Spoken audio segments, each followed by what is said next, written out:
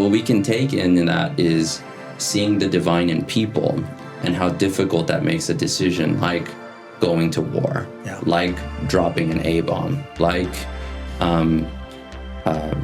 possibly taking a life to save a life, and the toll that takes on you. Because they're talking all throughout, like, Zeus's law. We've, violated Zeus's law of, like, being hospitable to strangers. It could be God in disguise and all this. But then also just the necessity of sometimes having to fight wars and defend yourself. Ultimately, is this a perfect film, in my opinion? No, not at all. Right? Far from it. But is it worth seeing? For the reasons you were saying, I think earlier, Mike, there's a lot to be taken from this film. There's a lot that you can learn from this film. I think it is worth seeing, and I do recommend it. Hi, welcome to Cloud of Witnesses. Jeremiah here. We're really excited about this episode. This episode is created with you in mind. Please, if you're enjoying this content, give this video a like, hit that subscribe button, and most importantly, if you can, ring that bell. It does help others find this content as well. Cloud of Witnesses is all about making Christian content that is hopefully edifying to you and is building up the kingdom of God. Please stick around to the end if you can. Thank you so much for being here. Enjoy.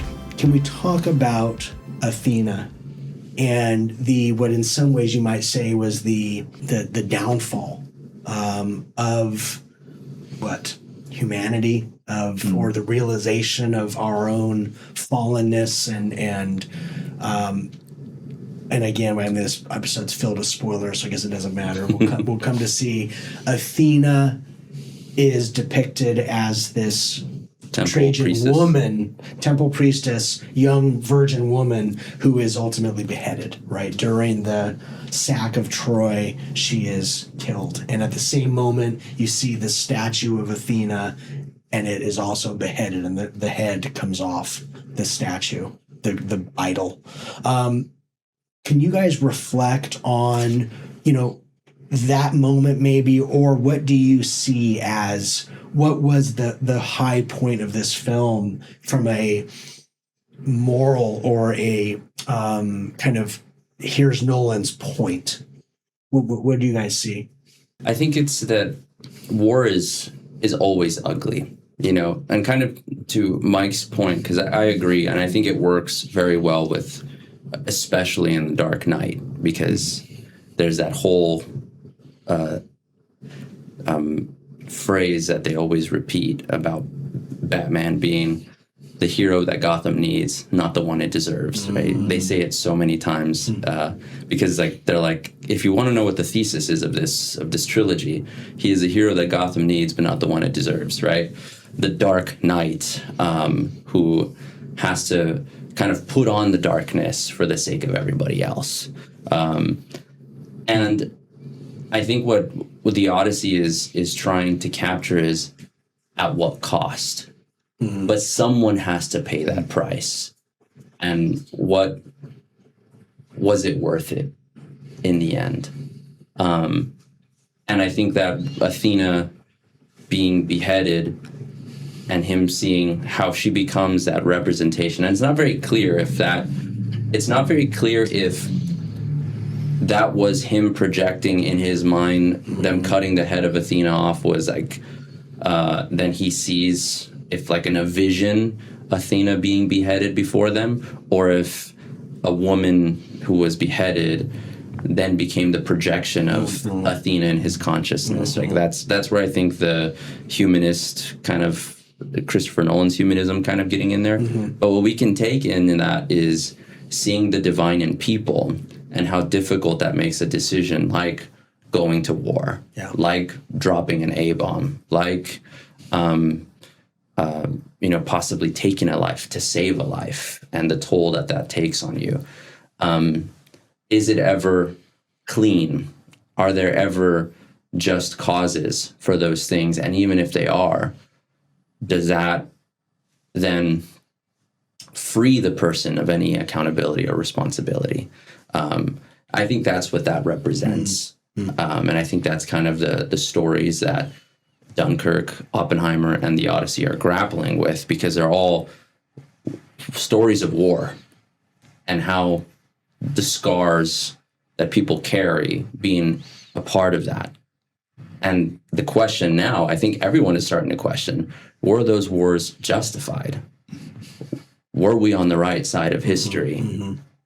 Which I think is, personally, I think that's a dangerous question. I think it's worth answering, but I think people have to have a very strong understanding of justice. And I think people would benefit a lot from reading the 5 Dialogues of Plato and kind of engaging with the conversation Socrates has with young Euthyphro, because he's very confident in what he believes and what he stands for in the beginning when he's putting his father to trial. And just by asking him a few pointed questions, he all of a sudden begins to question, well, actually, maybe I'm not too sure. I know what the gods want and what justice is and who's right and who's wrong. Right.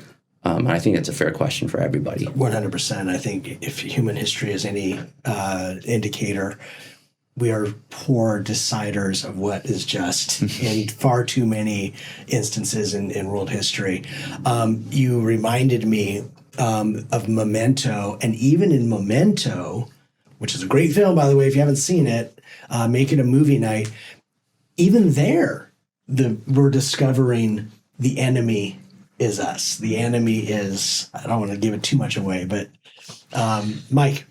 Yeah, I agree with what you're saying. It's the more I think about it, the more complicated it actually seems. Like I thought I kind of had an impression of what I was taking away from it, but the more I think about it, the harder it is to really say like what I think he was trying to say and what the real takeaway is, because it is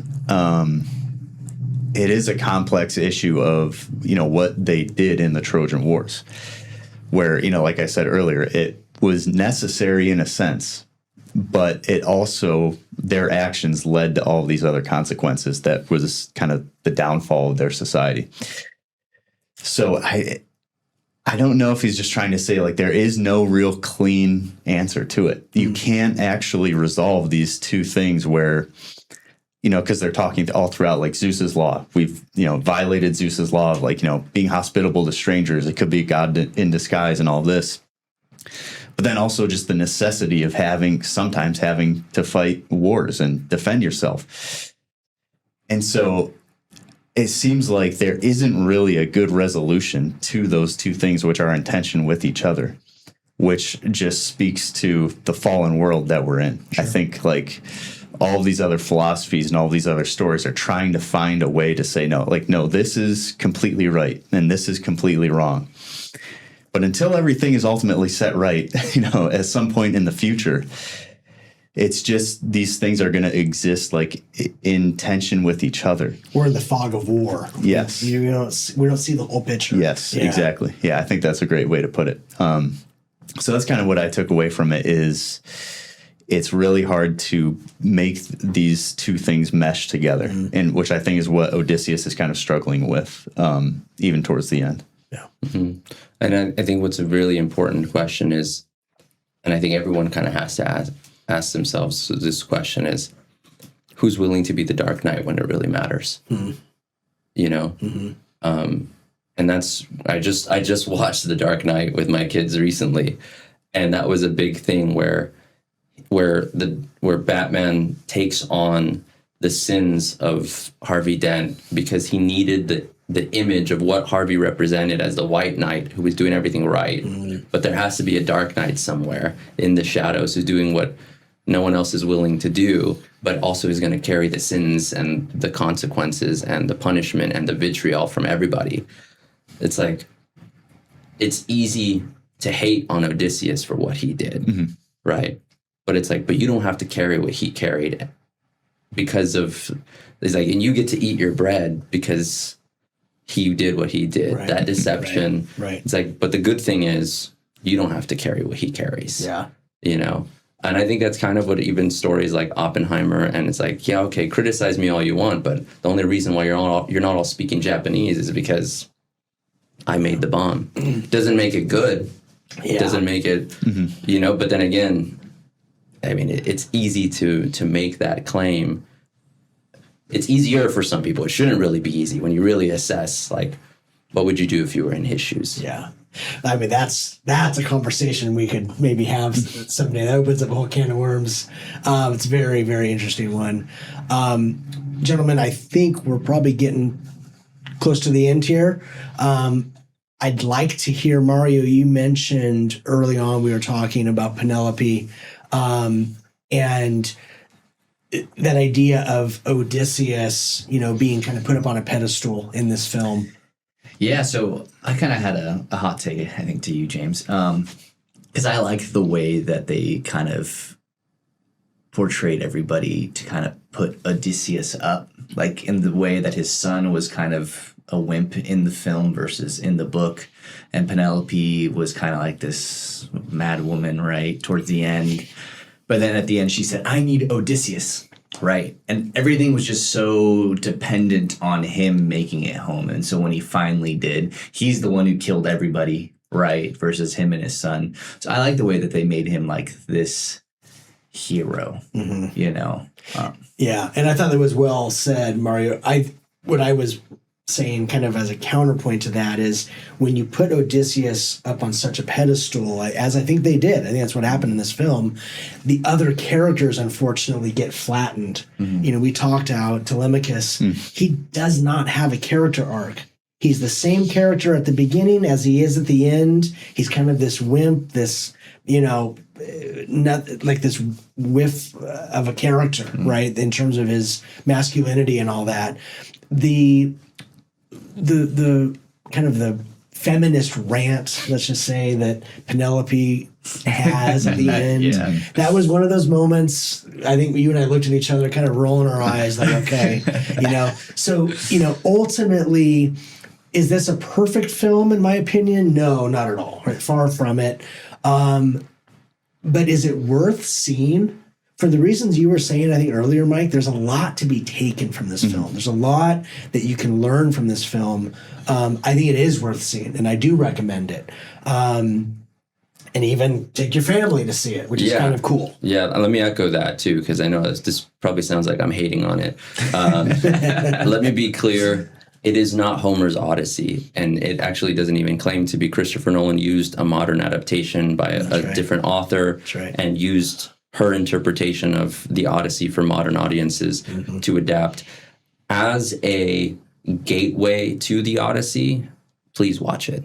Yeah, because it is enjoyable. It is fun. There's a lot of action. In the way Troy is not by no means a good representation of the Iliad, but it's an enjoyable movie and makes you want to go read it and get to the source material. I think it did a pretty good job.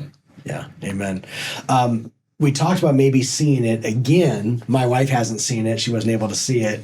You guys down to see it again? Mike, would you see it again? I would see it again. It's one of those movies I think you're going to pick up a lot more the second time around, and a lot of other things will start to make a lot more sense.